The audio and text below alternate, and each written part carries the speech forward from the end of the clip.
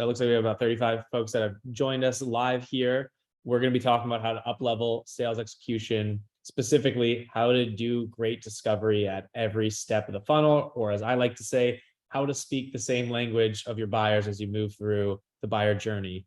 The first thing that we're going to do, I think would be helpful from everyone here, is to kind of define what that means to you as a sales leader, and then maybe why it's so important from your perspective. And also, I'm going to leave the great advice up to Bryan, Ben, and Mike. And my job here is really to make sure this is an interactive session with the 35 folks that are joining us live right now. So please feel free to use the chat. You're going to have to default change it from probably usually sets to host and panelists to everyone, or drop a question in the Q&A, and we can make sure we can have the great sales leaders here answer any questions or make it a more engaging session for everyone. So you're not just joining in on Slack and sending messages. Awesome. So to kick things off, maybe we can go in reverse order here. Mike, what does great discovery look like from your perspective, and why is it important to do not just on that first or second call, but throughout the buying and customer journey?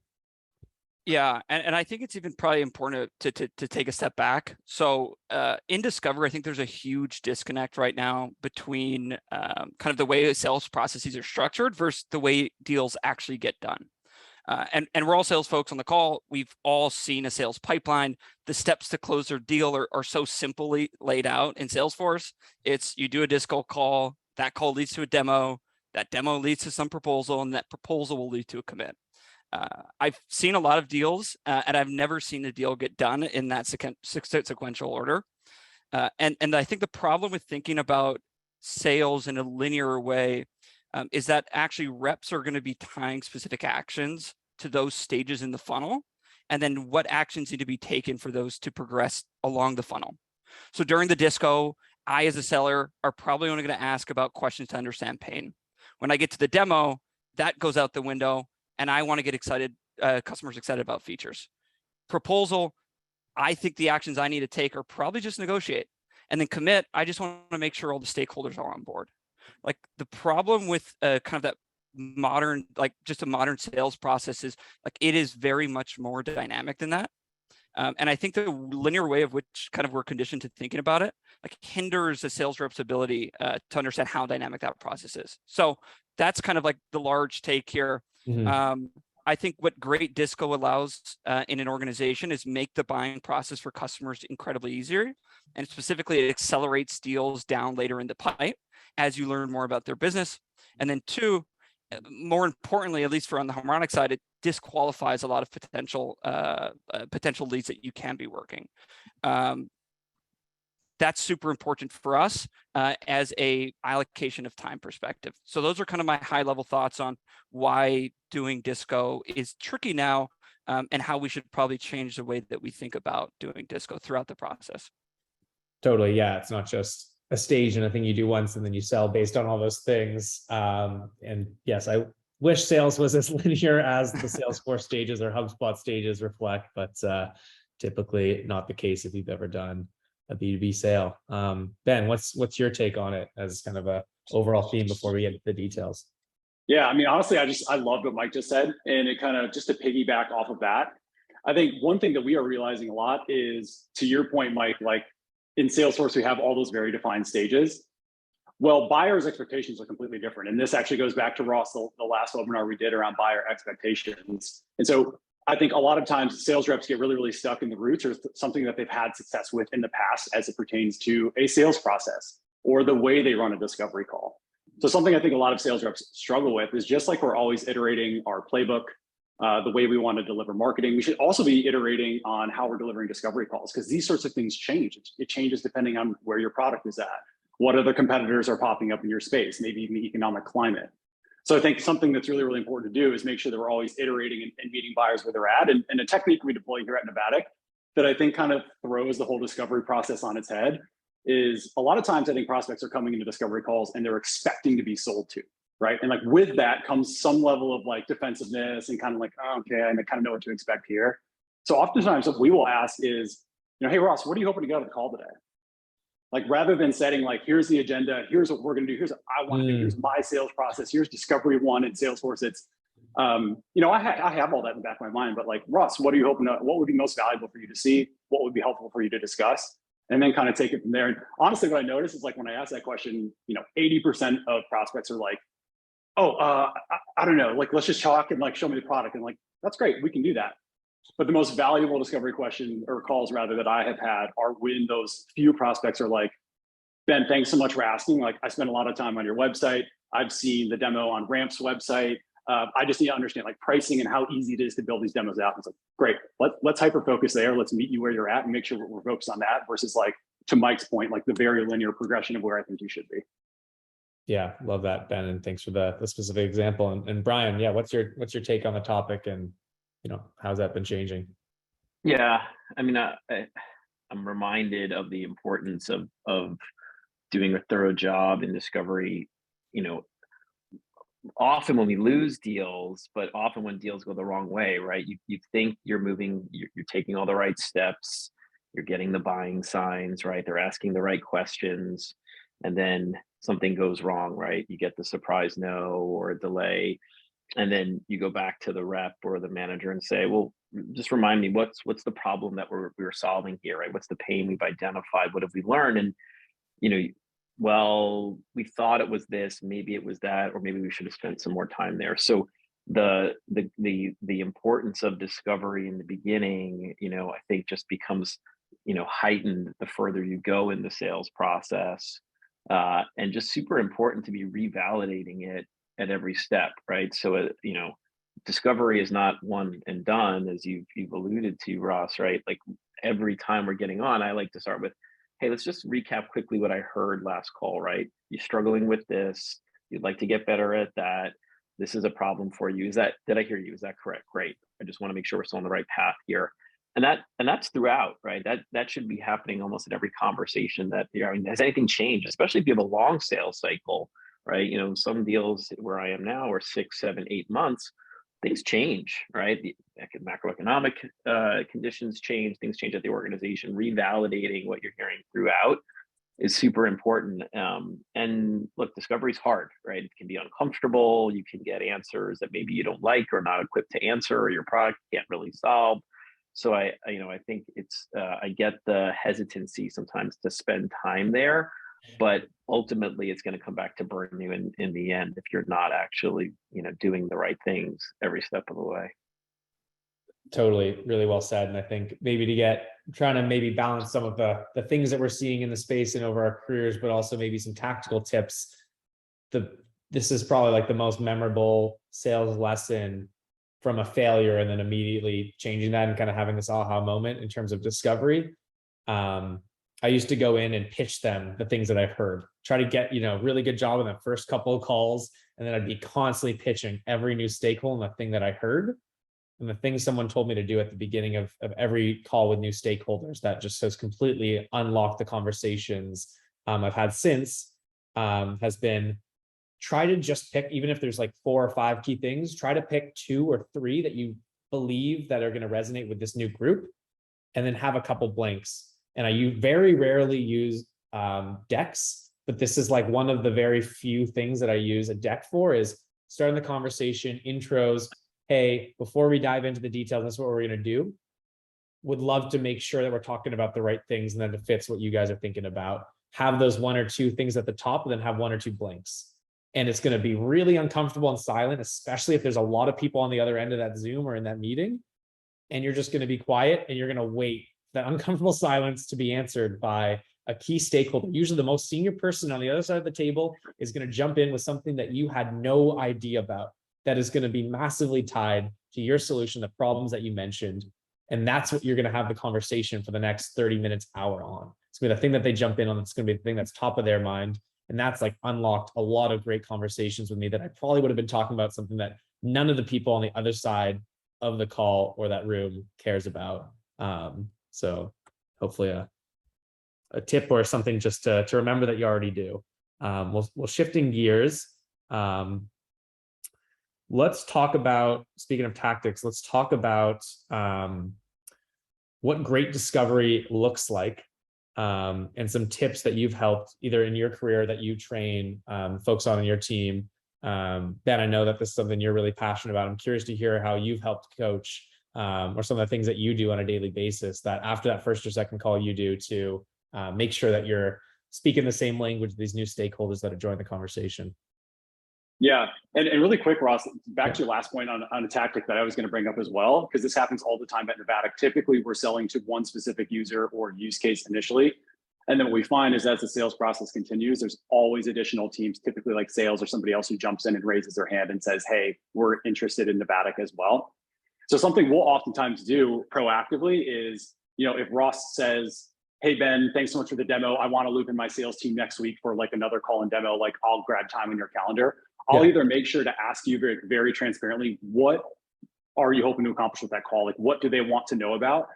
Or I'll ask you, Ross, do you have 10 minutes to go like grab a cup of coffee and like, let's chat about how we can really impress the sales team and make sure that we have proactively some sort of idea of what that sales team might want to see or talk about. Side tangent over, back to the question you just asked me around, some of the tips that we're focusing on. This is definitely recency bias for me right now. We just got out of evaluating like the gauntlet of call recording software, just different tools that we were interested in, and we just deployed a new one. And the main reason we were interested in doing that is getting a little bit more analytical around how we're delivering these discovery calls. And with that, I was actually on the other end of this, which was so interesting. I would encourage sales leaders to go like purchase software, like I hate to say it, pretend to purchase software, whatever it may be. Ideally, I actually want to purchase. Just to get on the other end of it, because what I noticed when I was going through my evaluation, when I thought back to like the different companies and when I was evaluating who I want to go with, I found myself continuing to think back to like that first call. Who did I have a good experience with? Who was like a really good conversationalist? Who did I come out of that call feeling very positive or energized by? So in a lot of ways, the first discovery call is an opportunity to set the expectations around what working with that person will be like. And in turn, that really was a huge factor in the software that we chose. And it always makes me laugh. It gets back to like the main point I want to talk about here, which is making sure that for us, talk time is like a huge thing we're super focused on, as I'm on a long monologue right now, obviously. But I think it's so interesting. There's this age-old concept that I hear people, especially young professionals, saying like, oh, Ross, I'm super good at talking. Like I can talk to anybody, Mike. Like I should get in sales. It's like, no. Like sales is not about talking. That's obviously a big component of it, have to be social, but sales is about listening. And that to me is the number one key in discovery. Is my best discovery calls are when Ben talks the least, gets Mike talking the most, and that skill around listening, because that obviously will then lead to some of the other things that everybody knows about, asking those value-based questions, those pain-based questions that drive towards purchasing. So for me, we're really hyper-focused on some of the analytics around discovery. Talk time is a huge focus for us right now, and how we can be a little bit more optimized on the opportunities that we do have.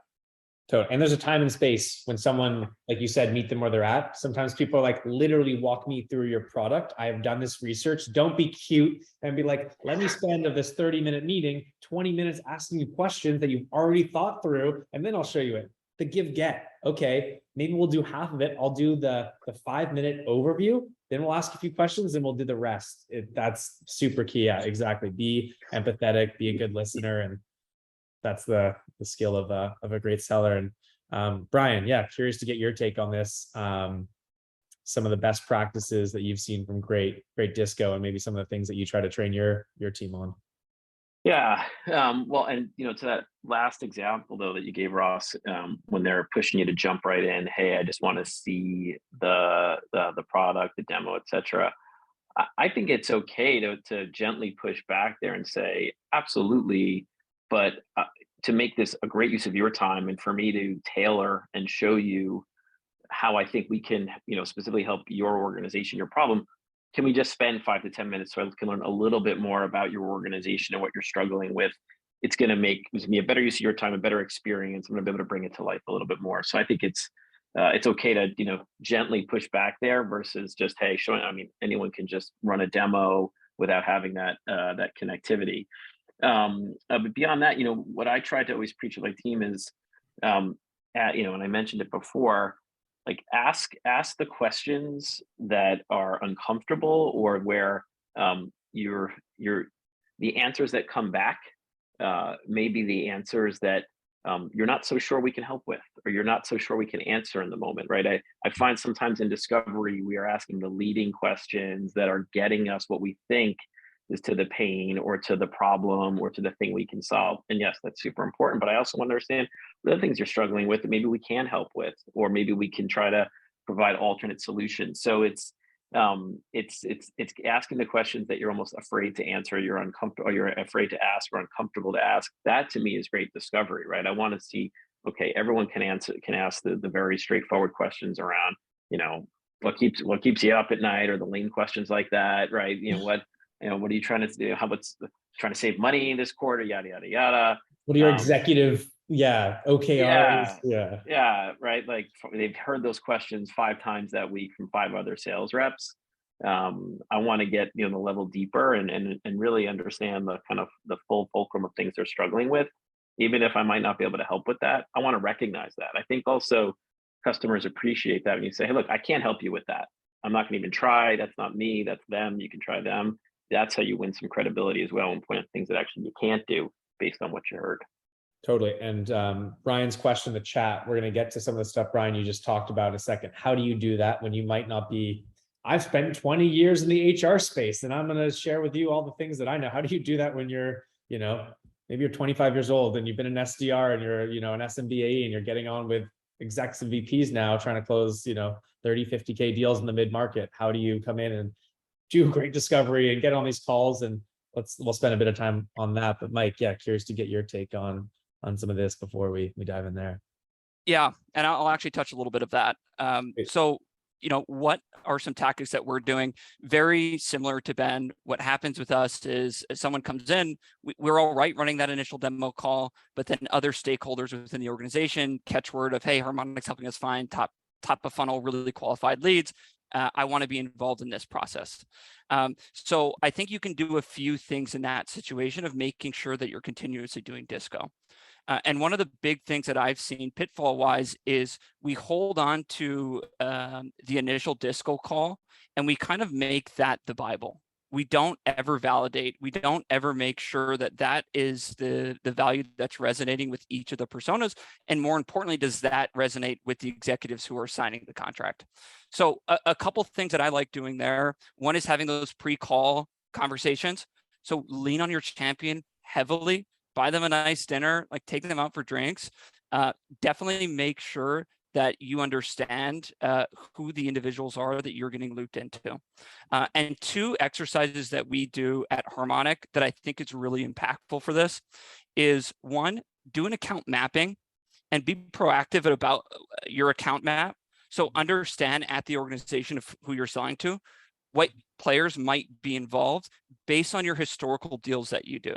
So we sell into sales reps, but we know the data team is going to be pulled in. We know the RevOps team is going to be pulled in. So proactively getting in front of those folks and getting intros rather than completely being defensive when they come in on the sales cycle. So that's 1 is account mapping. The second is persona mapping exercise. And there was a question in there that says, hey, I'm a new SDR, I'm a brand new AE. I don't have 25 years of experience that I can lean on to know what my persona's day-to-day intimately looks like. Well, maybe you don't know what that looks like, but I can guarantee that collectively your product team, your marketing team, other sales reps on the team can really understand the pain that each one of those personas goes through on a day-to-day basis. And then you can really start mapping out every person archetype that you will chat with, what they care about, and then how and which value props resonate from your product to what they care about. So you're not going into this conversation blind. And I think when you have that comfortability in that spot, that actually empowers the sales rep to ask much more meaningful questions, much deeper questions, pain-related questions than situational questions, which we've all heard. How are you finding leads today? Okay, cool. You found the leads. Now, how are you engaging them in a good way? Like those won't get you anywhere. Those aren't gonna differentiate you compared to your competitor. But doing those 2 things of persona mapping and account mapping really help those sales reps go and sell effectively. Yeah, I think you nailed something that I've only recently, as I'm thinking about growing our sales team, really thought about what leads to the differentiated conversation. Like why am I going to convert this lead, this outbound or inbound lead for sure into an op at like a 5 times higher rate than someone else? It's going to be because you actually understand the day in the life, not generally how it works and the problems and all that kind of stuff. Like, what are the questions they're asking themselves on a day-to-day basis that only someone that has lived, understands that at the level of expertise. And you can get that without being, 5-10 years selling into that space or being that persona. And it has to do with really great sales enablement. And this is, again, something that like I really took for granted because I was lucky enough at Stripe to, have 10 conversations a day for the first 9 months to like live that. And I, just read everything about it, but like most people aren't going to do that. Most people aren't going to get the shot at unlimited number of inbound leads at a company, very Stripe thing. And also not everyone's going to have that innate curiosity to follow the newsletters and industry things. I think that would be a big focus of mine as a sales leader on a team, especially with folks that might not have the years of industry expertise to speak their language, because no one wants to be on the other end of the line of someone who doesn't deeply understand. You're not going to do great discovery unless you have that rapport. And I'm not talking about the weather and being from the same town or following the same team, the rapport that you only get from actually understanding deeply the challenges that they face in their role. So yeah, Mike, I love that about arming the team with not just those great situational questions, some of the things that Bryan mentioned that kind of like you just have to laugh at being on the other side of the table. To, an example for a core would be like, where are you guys at in terms of your, repeatability of process? Are you at a stage where it's just every rep's doing something different and you're iterating on it? Are you kind of in the middle where a few folks have got that nailed down? Are you scaling that completely and you have that copy paste for, 3 or 5 segments? And they'll be like, oh, they get the maturity model of a sales leader in terms of process. I'm going to be able to answer them in a way that makes sense. But before we move on, Ryan had a really great question we've kind of touched on. Ben, I'd be really curious from your perspective, because I know you worked at both Front and at Square, where you're talking to some more senior folks and there's younger sales teams there. How did you see the best people adapt to asking some of those VP level, C level questions and owning those meetings when they might not have that level of expertise? Yeah, I think that the most important thing that really any sales rep can do at any level is, like, subjectively, if you walked up to any AE right now and said, like, hey, Bryan, why do you lose a lot of deals today? Like, Bryan could probably tell me. Bryan could tell me, yeah, I oftentimes lose if this objection comes up or if this competitor comes up. So something I would recommend that any AE can do is be very in touch with why deals are stalling or perhaps why you are not winning deals. Find trends there and then carve discovery questions around that. So something like we've noticed at Navattic that is very common, or at Square, go back to my time at Square, Toast, which is a phenomenal company, really popped up about halfway through my time at Square, and they were tremendously competitive in the space, and it was pretty difficult to sell against them. So what we had to do as reps very quickly is adapt our discovery questions to understand, is Toast in this deal? If they are in this deal, we know they're very good at X, Y, and Z, but we know we can win over here in A, B, C.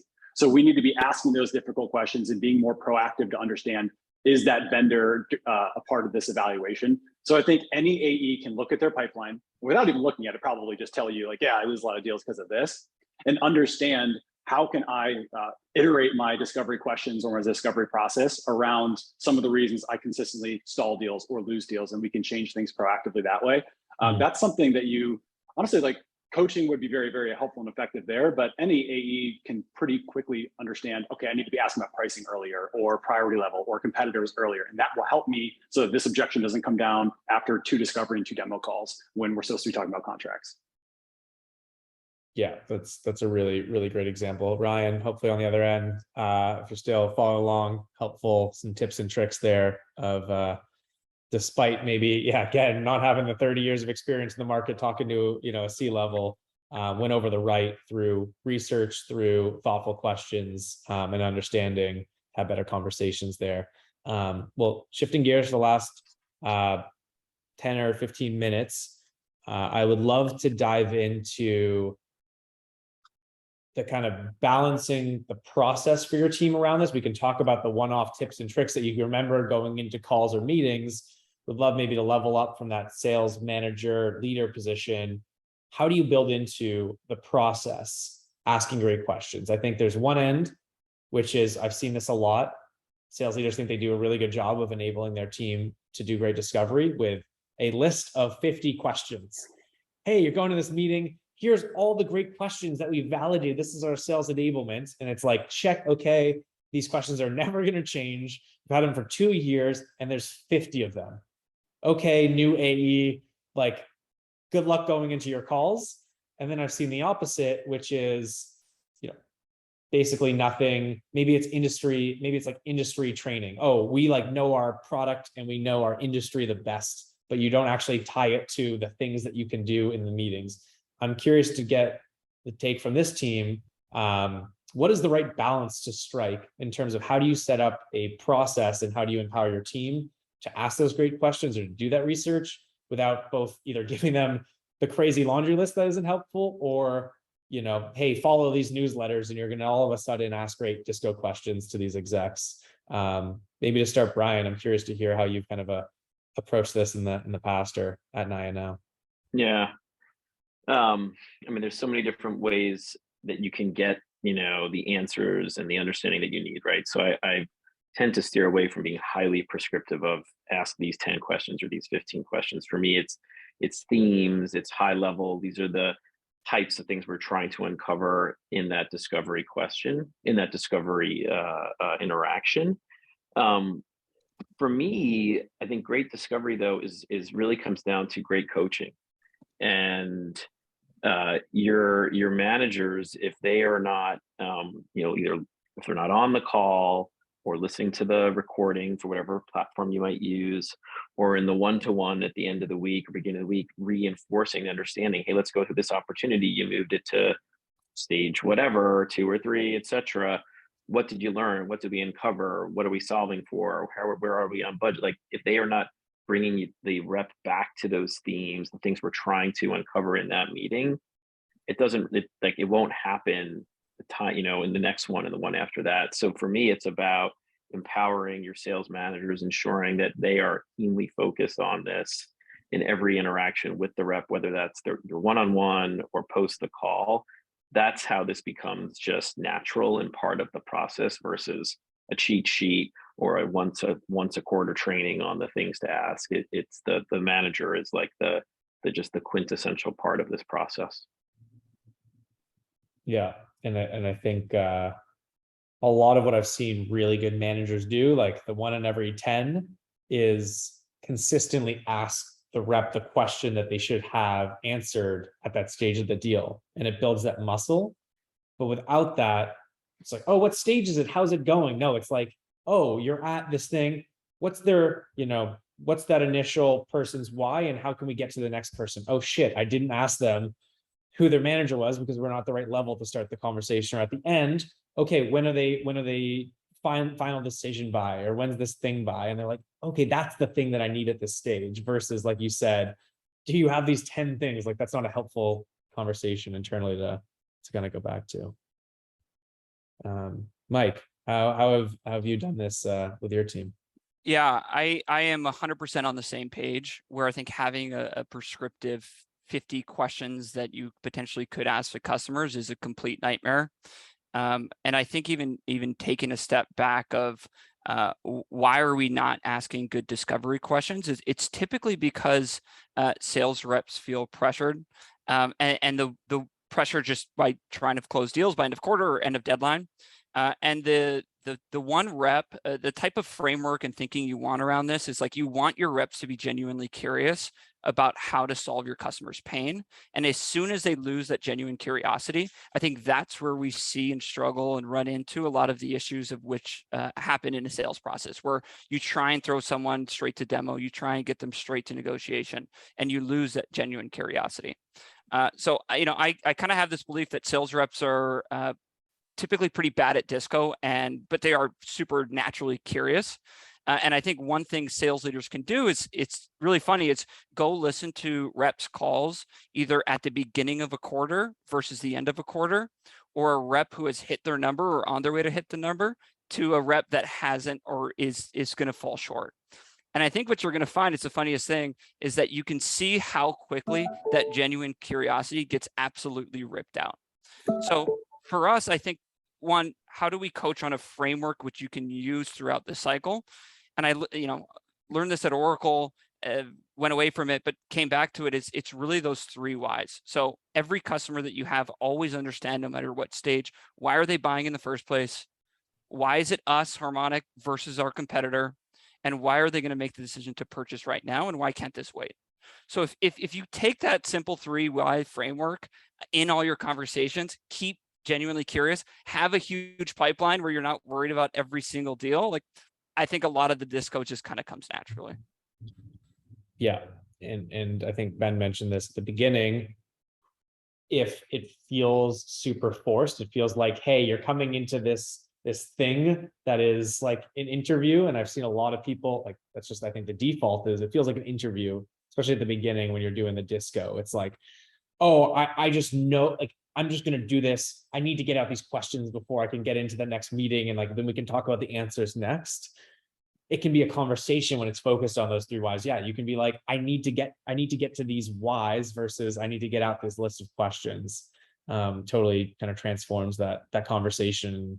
Hopefully the way that the rep is thinking about it, which translates to how they're asking and the vibe of the questions in the call. Yeah. Ben, anything to add to that? Yeah, I think the last thing I was going to add is sales reps by nature are typically oftentimes very coachable, but also really, really competitive. They want to do a good job. I've found that a lot of times I don't really have to do always a lot of coaching. It's more of, hey, Ross, let's watch this clip back together of this like 4 minutes of discovery. And we'll get 30 seconds in and the rep will be like, oh, shoot, like I should have asked that right there. And they know it. They know the answer. They know what they're supposed to do. So I always say, like, make them watch their own recordings, their own videos back. And oftentimes they know the answers. They know how to improve. And honestly, nothing really resonates like watching yourself. I shouldn't use the word fail, but I'm going to, but like watch yourself sort of struggle. It's hard to watch. It hurts. It's painful. It's like one of the hardest things to do is like watch your own like call recordings. So it's a really, really strong way to resonate and learn because you're not going to make that mistake because you know you're going to have to watch this again with your manager in a week. And you're like, I'm not making that mistake again. I love that. Yeah. Bryan, go. Ross, just to add one more thing to your point.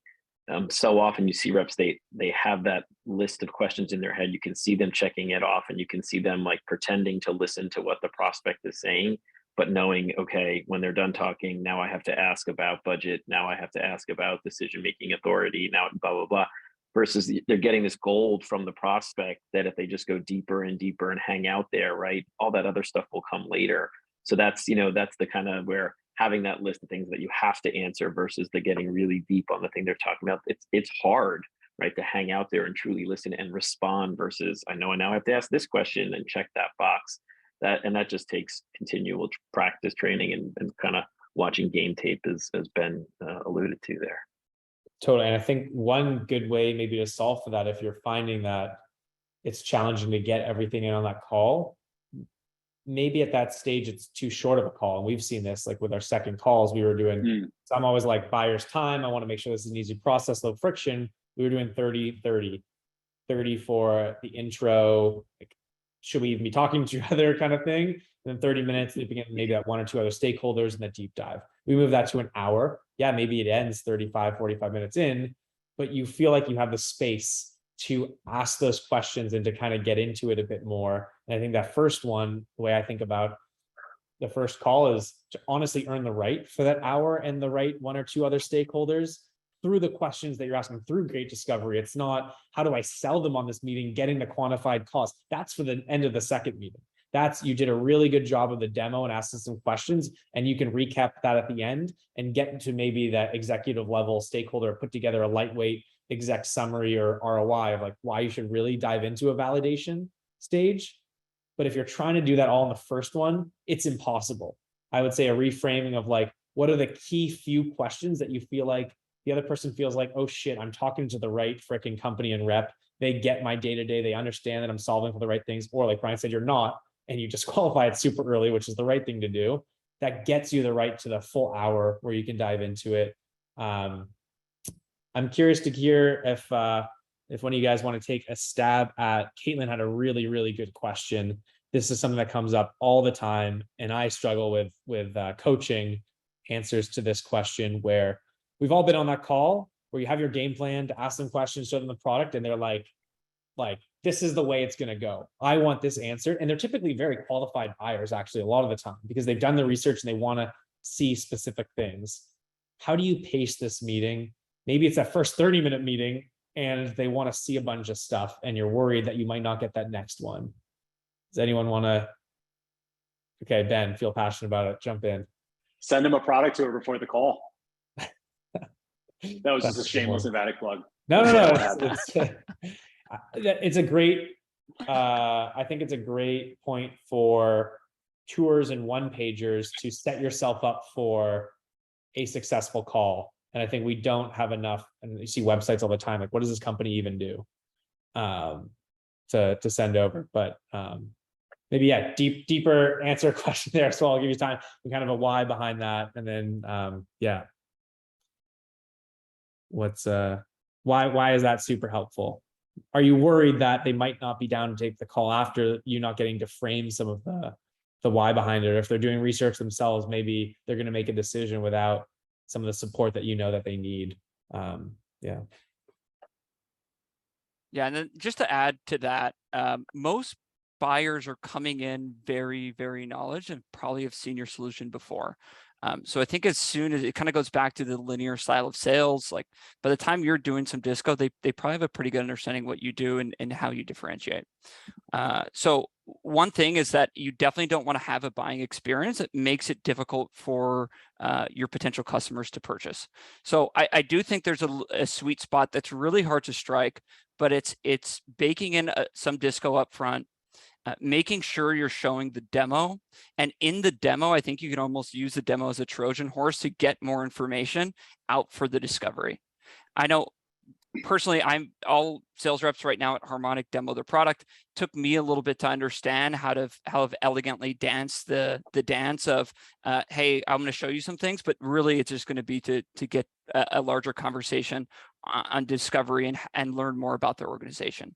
So it's not easy. I still struggle with it, but I do think that reframing your demo in a way that you can actually strike more conversation and ask deeper questions, it's probably going to be the balance that you're going to find. Yeah, and the other thing I was going to mention there, Caitlin, as well, it might be something good that you could proactively do. Obviously, I said product tour, doesn't have to be a product tour, but maybe proactively emailing the individual and saying, you know, hey, Bryan, really excited for our conversation on Friday. Thanks so much for booking time. I'm Caitlin. Just out of curiosity, is there anything in specific you're hoping to cover during this first call? And oftentimes they're not going to respond, but sometimes they will. And they'll say, hey, Caitlin, thanks so much for reaching out. I just really want to see the product. So now, you know, going into that call, okay, I need to be a little bit more tasteful or nuanced with some of the discovery questions, because I know they really do just want to see the product. So it will give you a little bit more preparation. It's still going to be a tricky call if the expectation is to show the product and you're trying to sprinkle in discovery, but at least you'll know. So I think a really, really good, basically just a tactic that you can deploy maybe on every inbound call is, prior to jumping on that call 24, 48 hours ahead of time, thanks for booking time. I'm Caitlin. What would you like to chat about?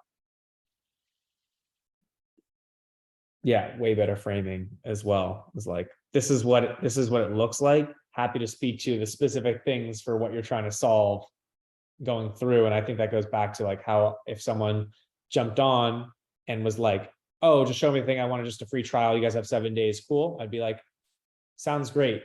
Happy to set up the demo workspace and you guys to jump onto the free trial. Well, we're here. I'd bring it up and I'd be like, why do you want to see this thing? And they'd be like, okay, I want to see this part. Cool. What are you trying to solve for that? And you kind of like, again, that give, get, go through the stuff, pause, and then try to get to that next level and disarm them. And I think just saying yes will be like, oh, what? Like, I wasn't expecting that, because obviously they're coming in hot if they, you know, feel a certain way about it, and kind of confrontational. Just say yes, do the thing for a bit, and then pause, and then try to mix in some of the things that you want to get out of it, is kind of what I've seen a good way to disarm some of those hard charging buyers who don't trust sellers at all at the start of calls. Cool. Well, we are 30 seconds to the end of the session. As I promised, it would fly by. Really appreciate obviously everyone that joined, Ben, Mike, Bryan, but also the audience. Thank you everyone who jumped in. Lot of engagement here. Appreciate everyone taking the time to go through. I have some stuff I'm going to bring back to my team in terms of coaching on disco throughout the sales process. Hopefully others do as well. And I think Adrian dropped the link of other folks on the call if you want to reach out. Hopefully folks here are open to maybe going back and forth on some of this stuff. Definitely. And happy selling and closing out if it's the end of your quarter, 15 days from now, closing out what's what's a challenging quarter with July, August, September here, and hopefully smoother sailing in Q4. Awesome. We'll take it easy. Thanks so much, everyone. Great. Thanks so much. Thanks, Ross.